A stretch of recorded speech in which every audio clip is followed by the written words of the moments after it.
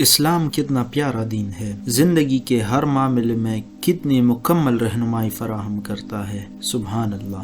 لڑکی کے انتخاب کا معیار بھی رسول اللہ صلی اللہ علیہ وسلم نے اپنی امت کو بتا دیا۔ حضرت ابو ہریرہ رضی اللہ عنہ سے روایت ہے کہ رسول اللہ صلی اللہ علیہ وسلم نے ارشاد فرمایا، جب تمہارے پاس بچی کے رشتے کے لیے ایسے شخص کا پیغام نکاح آئے جس کی دینداری اور اخلاق تمہیں پسند ہو تو اس سے بچی کی شادی کرا دو۔ اگر ایسا نہیں کرو گے تو زمین میں فتنے اور لمبے چوڑے فسادات برپا ہوں گے۔ اس حدیث کے الفاظ اور مفہوم بہت واضح ہے۔ اس حدیث سے یہ بات بھی واضح ہو گئی کہ لڑکی یا لڑکے کے دیندار ہونے کا کیا مطلب ہے۔ دونوں کی دینداری میں خصوصی طور پر اس کے اخلاق اور معاشرتی آداب سے واقفیت اور اس کی رعایت ہے۔ جو لڑکا لڑکی سلیقے سے، ڈھنگ سے اور طریقے سے اپنے ہمسفر کے ساتھ زندگی گزار سکے، اس کا مطلب اس کے اخلاق اچھے ہیں۔ یہی وہ شخص ہے جس کے بارے میں حدیث میں دینداری کے الفاظ استعمال ہوئے۔ فتنے سے مراد یہ ہے کہ جب ہر لڑکی والے اپنے معیارات دنیائی نوعیت کے بنا لیں گے اور دینداری کے بجائے دنیاداری کی بنیاد پر بچی کا رشتہ دیں گے یا انکار کریں گے تو نہ جانے کتنے لڑکے بغیر نکاح کے اور کتنی لڑکیاں بغیر نکاح کے بیٹھی رہے گی۔ اور جب نوجوان لڑکے اور لڑکیوں کو جائز اور حلال ذریعہ فراہم نہیں کیا جائے گا تو وہ حرام کی طرف جائیں گے، اور جس معاشرے میں یہ حرام کاری عام ہو جائے اس میں فساد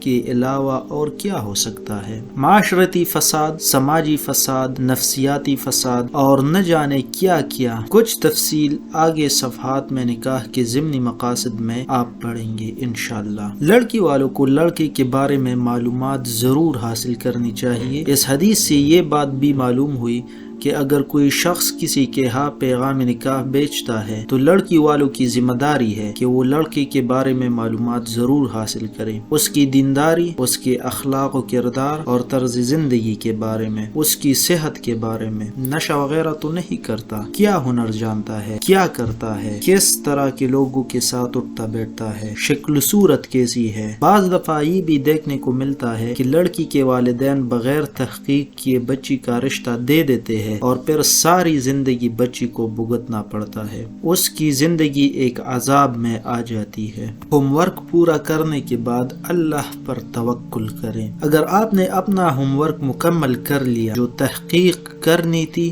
کر لی اور دل مطمئن ہو گیا تو اب بلا وجہ شکوک و شبہات میں نہ پڑے اور نکاح کر دے۔ اللہ پر توکل کرے اور اپنے اندر قوت فیصلہ پیدا کرے۔ لیکن اگر تحقیق کے دوران کوئی ایسی بات سامنے آ جائے جس کی وجہ سے دل مطمئن نہ ہو رہا ہو تو پھر یہ دیکھنا چاہیے کہ وہ کس نوعیت کا مسئلہ ہے۔ اگر بہت زیادہ سنجیدہ ہے تو انکار کر دے۔ اگر اتنا بڑا مسئلہ نہیں اور آپ کو لگتا ہے کہ وقت کے ساتھ حل ہو جائے گا تو بہت چھوٹی چھوٹی باتوں کی وجہ سے رشتہ مسترد نہ کریں۔